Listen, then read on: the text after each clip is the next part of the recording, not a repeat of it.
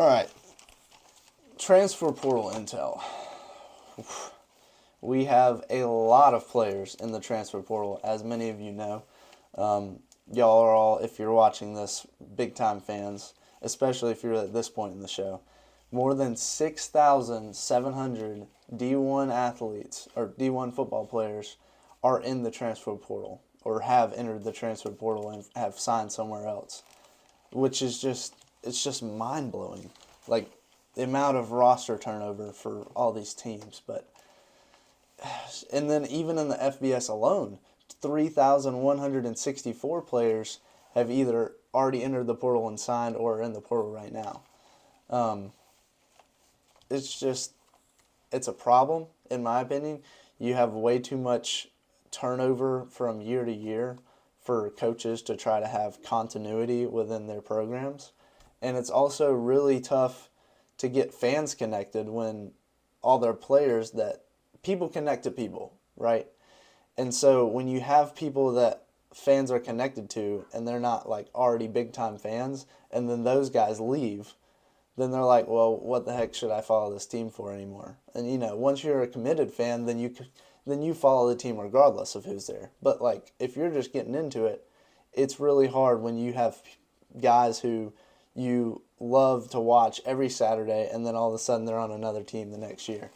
And it's not just like 1 or 2 or 10, it's like 20. Like you have 20 guys leaving your roster every year or hopping in the portal to get more NIL money. So that needs to be changed. And I think I've already hashed out my plan for that once I become college football president. But, one second. All right. 2 days ago, Justice Haynes committed to Georgia Tech. Obviously, huge pickup for Georgia Tech. This is a former Michigan running back who started there, started at Alabama as well.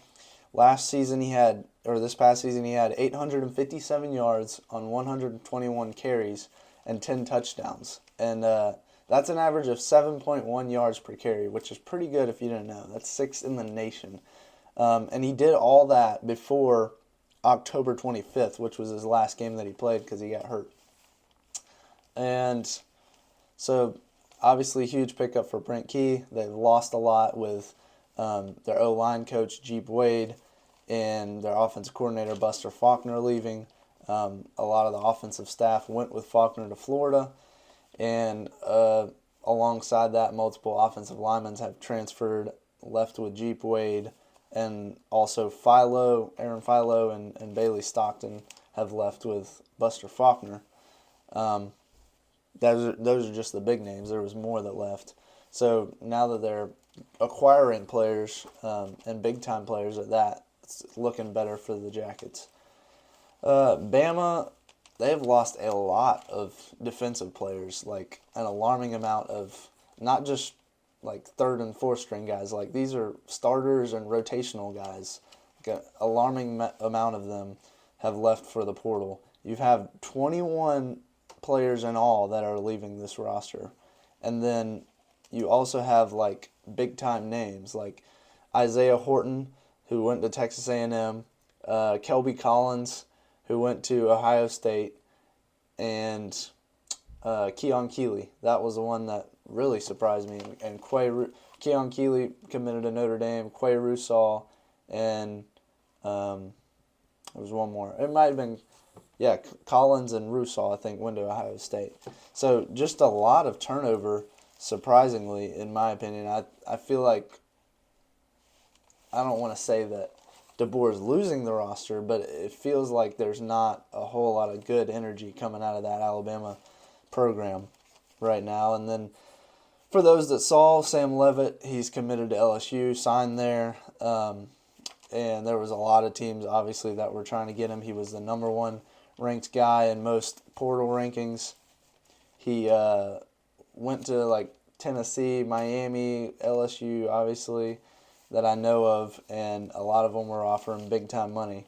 And because of that, because he ended up going to LSU, Ty Simpson, who recently declared for the NFL draft, he had multiple big offers to come back to college from teams like Miami, Tennessee, and Ole Miss, they were offering him upwards of $4 million according to On3.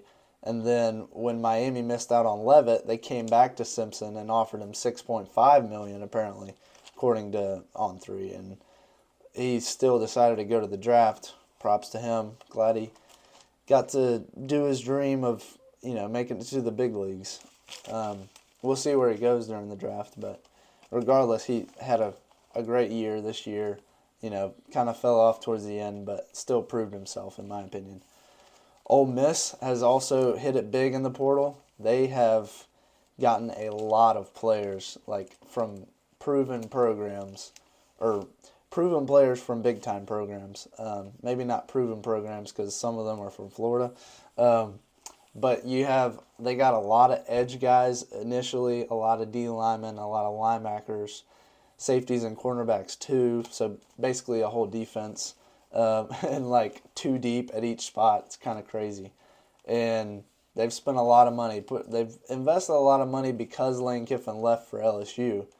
I think the boosters and higher-ups at Ole Miss are trying to get back at Lane by getting the best roster they can possibly get and trying to beat him next year, which good for them. And good for Pete Golding because now he gets to work with a lot of really good players. So they've picked up some big-time names, and they've also gotten some guys on offense, some receivers, Cameron Miller from Kentucky, which I'm excited about, a couple other receivers, and running back J.T. Lindsey. I think he was from Ohio State. And then you also got the big name in Deuce Knight, who was a former five-star recruit out of high school, went to Auburn for a year. I think he played the game against Mercer, looked good in that, but obviously he was a true freshman, still needs some development. So they picked him up. We're still trying to bid on like Sam Levitt and some other big-time names like Ty Simpson, but they ended up getting Deuce. Looks like that might be their guy, but we still got a couple days of portal left. Because even though this is the last day of the portal window, if you have already done your paperwork before the end of the day on January 16th, you can still commit to a school and sign there in the coming days, which is just nuts in my opinion. I think it should just be done when the window closes. Like, you got to find your school by January 16th. You've had January 2nd to 16th. And for the people that are in the playoffs, of course, like, give them some extra time. But for all the other people, they need to figure it out so then we can move on. Because, I don't know, I've tried to figure out if there was a hard deadline when people had to sign and commit, but they didn't say anything. So I'm assuming there's not. And then Texas Tech, on the same note as Ole Miss, made a big splash, have done really well getting a lot of edge guys, a lot of linebackers that are pass rushers, D linemen, and then just a bunch of names in general. Them and Indiana have been like super big in the portal as far as getting a whole lot of guys that are maybe not the biggest names, but have proven stats and are going to produce, in my opinion. And then they also got Sorsby at quarterback. Brennan Sorsby was at Cincinnati this past year, if you didn't know. Had a really good year. They paid him apparently $5 million, according to On3, which is just wild. So the quarterback market for NIL has gone up. And then, like I mentioned, Aaron Philo and Bailey Stockton, if you aren't familiar with them, they played at Prince Avenue Christian in Athens, in high school, of course, and won multiple state championships, were a dynamic quarterback-receiver duo that Stockton helped Philo break the Georgia career passing record, and both of them were at Georgia Tech last year, or the past 2 years, actually. And we'll see how they do in Florida. I think I like both of their upside. I watched them play in person. They're both really good players. And they both transferred to Florida, by the way, with Faulkner. And we'll see if Philo gets the starting spot. If he does, I imagine that offense will do really well. And the reason why is because probably the biggest portal news for the Gators is that Jaden Ball, the running back that started for Florida this year, is returning to Florida for the 2026 season.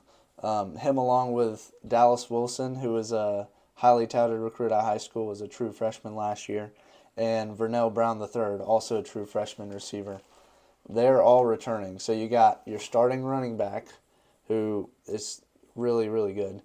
You got two young receivers that should be there for a couple of years. Well, now we don't know with the transfer portal, but you'll have very highly talented receivers, and they're also picking up guys in the portal.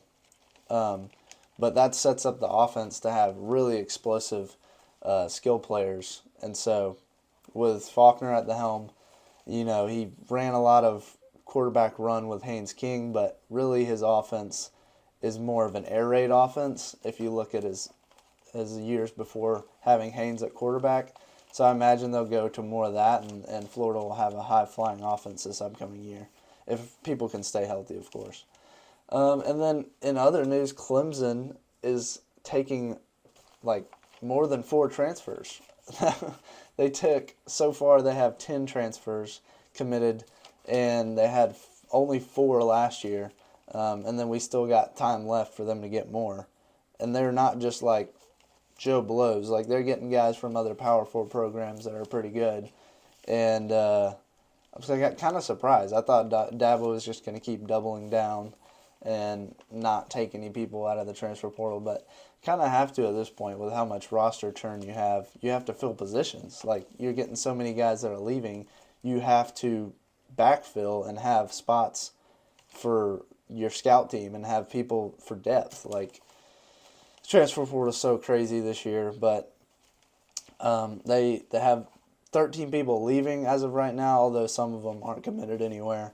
So really the plus minus isn't bad. They're only like 3 off. So yeah, just surprising. Something to note there. I don't know if Clemson will be able to turn it around, but they are changing their ways. And then, although it's, like I said, last day of portal day today, but expect more movement in the coming days because there's so many people that are still in the portal that have not committed anywhere, not signed anywhere, still visiting. So I'm really excited for the Monday National Championship night, especially because we have the whole day off because of MLK Day. I hope you're excited too. It's the National Championship. This is way more exciting to me than the one that was last year between Ohio State and Notre Dame. Although it was a good matchup. It was just, I don't know, I got burnt out last year by that time. But this year, I'm still so locked in, ready to see what happens with Carson Beck and the Miami Hurricanes and see if they can knock off Indiana. Yeah, have a great long weekend. Hope to see you next week when I provide some reaction and update on some portal. We might go over, probably review some teams as far as their seasons in comparison with their preseason expectations, things of that nature. So be locked in, subscribe, throw a like in there, and as always, God bless.